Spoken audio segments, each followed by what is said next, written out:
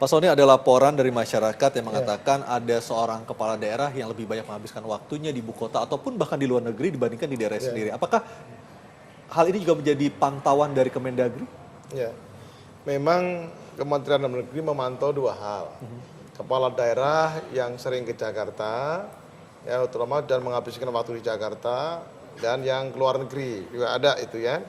Dan itu sudah kita identifikasi, yang kita lakukan adalah kita berikan peringatan keras kepada kepala daerah yang bersangkutan, kalau itu kabupaten kota melalui gubernur, agar mengingatkan. Yang kedua, selalu biasanya kalau tidak tertulis, kita secara lisan lalu kita panggil bahwa rakyat Anda membutuhkan kehadiran saudara. Ya kira semacam itu kita lakukan.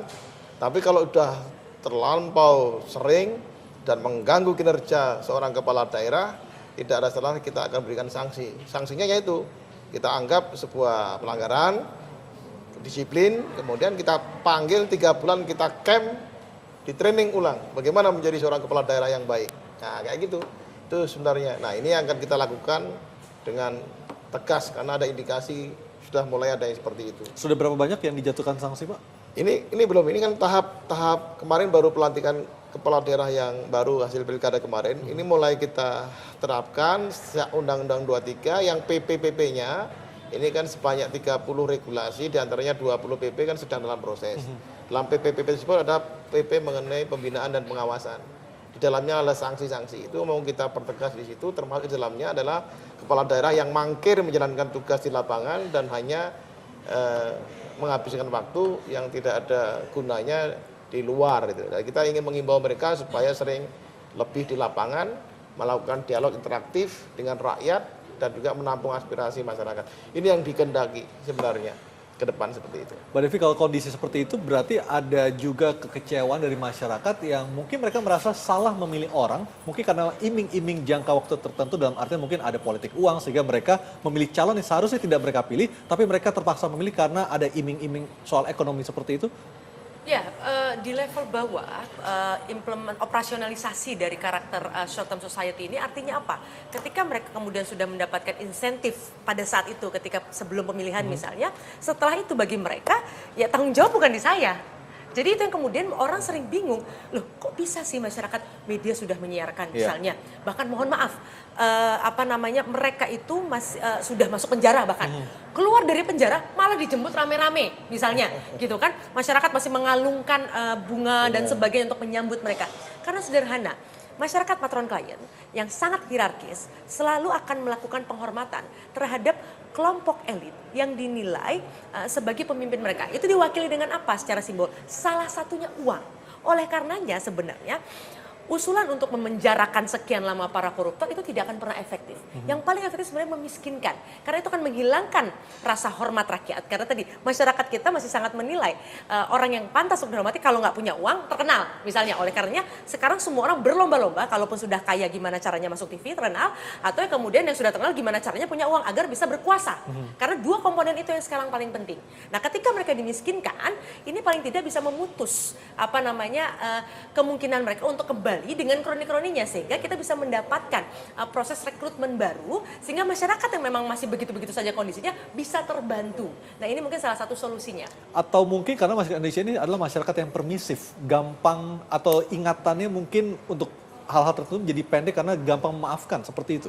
Ya tadi memang karakter kita memang lebih tulus ya, sincere karena memang pembentukan proses bersatunya berbagai karakter di masa lalu itu, tabungan investasi masa lalu itu membuat masyarakat kita sebenarnya salah satu masyarakat yang paling akan terus bertahan sampai kapanpun begitu kan. Kalau bicara hukum survival of the fittest justru masyarakat kita yang paling hebat. Nah tinggal problemnya menemukan titik elitnya.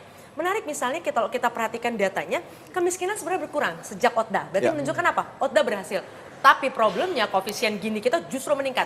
Dari 24% 98, kemiskinan sekarang kan turun jadi 11%. Tapi koefisien Gininya dari 0,33 sekarang ke 0,41. Kesenjangannya makin lebar ya. Nah ini apa? Menurut hemat saya salah satu yang memberikan kontribusi itu adalah ilusi tentang Jakarta. Ilusi tentang kepemimpinan nasional. Sehingga akhirnya apa? Daerah yang tadinya sudah dipimpin oleh orang-orang baik, semua berbondong-bondong ke Jakarta. Untuk memimpin Jakarta dan melakukan lompatan menjadi pemimpin nasional. Padahal kita tidak mengharapkan itu. Kita harapkan adalah semua orang hebat itu menyebar. Lagi-lagi persoalan persebaran tidak terjadi di Indonesia. Ini kita bicara soal daya tarik kota akhirnya Pak ya.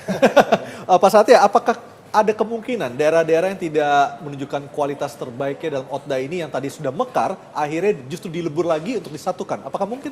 Mungkin, secara teoritis mungkin. Peraturannya ada. Cuma implementasinya selama ini dianggap ada kendala politik begitu. Saya termasuk yang mendukung dan setuju kalau ada evaluasi penggabungan. Iya, menggabung. Dan itu dimungkinkan Pak Soni dari sisi undang-undang? Dimungkinkan, karena penata daerah membentuk daerah, menyesuaikan daerah, terakhir menggabungkan daerah. Kalau memang sebuah daerah tidak bisa berkembang dan makin merugikan rakyat misalnya itu, trennya terus turun, ya kita gabungkan kembali ke daerah induk atau kita gabungkan dengan daerah terdekat. Namanya penggabungan daerah. Sangat dimungkinkan untuk itu. Apakah sudah ada rencana dari Kemendagri sejauh ini untuk menggabungkan daerah-daerah tertentu? Kalau rencana memang sebenarnya dari sisi regulasi sudah implisit di situ disebutkan, eksplisit disebutkan ada penggabungan daerah dengan sebuah ketentuan. Kalau sebuah daerah dinilai makin lama makin memburuk, maka solusi keputusannya Kementerian Dalam Negeri adalah menggabungkan dua daerah otonom dengan segala risiko yang ada. Karena harus beberapa jabatan akan hilang. Intinya adalah daripada rakyat dirugikan sebuah daerah yang tidak terkelola dengan baik, lebih baik kita gabungkan demi untuk menolong dan melindungi rakyat tadi dari pemerintahan daerah yang tidak berhasil. Oleh karena itu kita yakinilah ke depan yang namanya pemekaran daerah itu sangat selektif sekali. Kalau dulu langsung orang usul jadi daerah otonom, baru sekarang dengan 2 step melalui daerah persiapan selama 3 tahun. Bayangkan aja, supaya meyakinkan bahwa setiap daerah dimekarkan itu betul-betul berkorelasi positif dengan kesejahteraan rakyat. Kita tidak mau ambil spekulasi untuk pemekaran daerah ini. Tetapi dengan ancaman tersebut ternyata banyak juga kepala daerah yang belum takut daerahnya akan kembali digabungkan karena performa mereka yang tidak menggembirakan. Nanti kita ada instrumen khusus regulasi PP Binwas, pembinaan dan pengawasan yang secara spesifik akan memberikan warning terhadap daerah-daerah seperti itu sebelum ada penggabungan. Mereka sudah tahu, cuma instrumen pemaksanya yang kita belum atau sedang dalam kita siapkan dalam bentuk peraturan pemerintah. Prof. Satya, apa yang harus dilakukan oleh pemerintah supaya nanti memang jika benar ada daerah yang harus dilebur kembali gara-gara tidak perform, apa yang harus dilakukan oleh pemerintah supaya penggabungan atau peleburan tersebut tidak menimbulkan dampak sosial, katakanlah seperti itu? Ya tentunya itu tadi melalui instrumen peraturan perundang-undangan itu kan sudah disiapkan. Sudah lama setahu saya ada, karena dulu pernah kita bahas juga itu udah dari berapa tahun yang lalu begitu ya. Kedua ya tentunya pengendalian politik dan sosial di daerah yang bersangkutan. Kan dia pemekaran itu banyak penyebabnya, mungkin kala pemilihan, bikin daerah baru ya kan. Terus sudah ada terlanjur banyak pejabat baru yang diangkat dan sebagainya. Adakah contoh di negara lain yang bisa menjadi benchmark kita dalam pelaksanaan OTDA ini, Prof. Satya? Saya kira kita termasuk yang jadi contoh daerah lain malah, negara lain sorry. Kita termasuk sangat liberal dalam hal itu. Itu demokratisasi kita pada waktu itu. Ini dampak demokratisasi ini. Mbak Devi, kalau kita bicara soal peleburan daerah yang tadinya dimekarkan sekarang dilebur lagi. Penggabungan, apakah kondisi sosial masyarakat kita bisa menerima kondisi tersebut?